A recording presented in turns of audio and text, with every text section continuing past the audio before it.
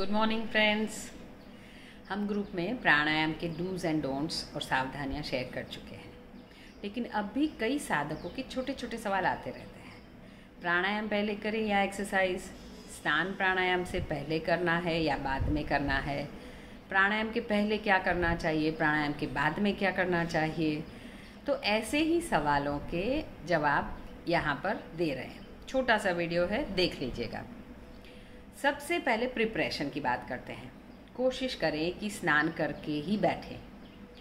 अगर संभव नहीं है तो देखा जाएगा, लेकिन प्राणायाम के तुरंत बाद स्नान नहीं करना, याद रखिए। कम से कम 30 मिनट का गैप रखिए। ओके। प्राणायाम से पहले हल्के आसन या सूक्ष्म क्रियाएं कर सकते हैं, और प्राणायाम करने के बाद ध्यान में बैठिए, मेडिटेशन। ओके।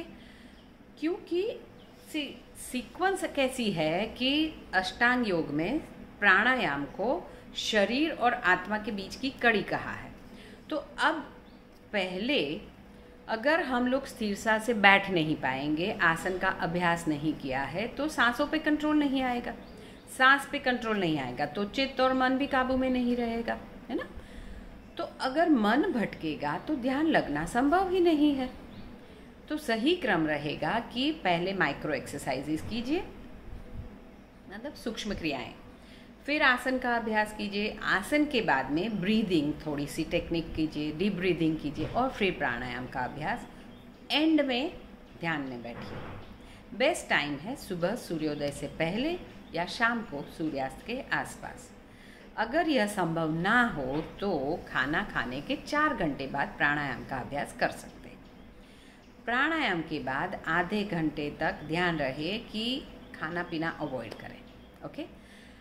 अब प्लेस कैसी होनी चाहिए? शांत एयरी स्पेस लीजिए, वेंटिलेटेड स्पेस पे बैठिए। ओके। एटमॉस्फेयर को पवित्र बनाना है तो दिया बत्ती करिए, दीपक जलाइए, धूप भी कर सकते हैं। जब तक हो सके एक ही समय और एक ही स्थान पर डेली प्रैक्टिस करें। पोस्चर बहुत इम्पॉर्टेंट है। किसी स्थिर आसन में बैठे, सुखासन, पद्मासन, सिद्धासन, ऐसे। अगर हेल्थ इश्यूज हैं तो चेयर पर भी बैठ सकते हैं। बस स्पाइन, नेक, हेड सब सीधा रखिए, एक रेखा। आँखों को हल्के से बंद करिए, हल्का, कुछ जोर जबरदस्ती नहीं। या तो नासाग्र दृष्टि रख सकते हैं, यहाँ पर देखिए, यहाँ पर। प्रिकॉशंस भी देख लेते हैं। प्राणायाम कभी भी जल्दबाजी में ना करें।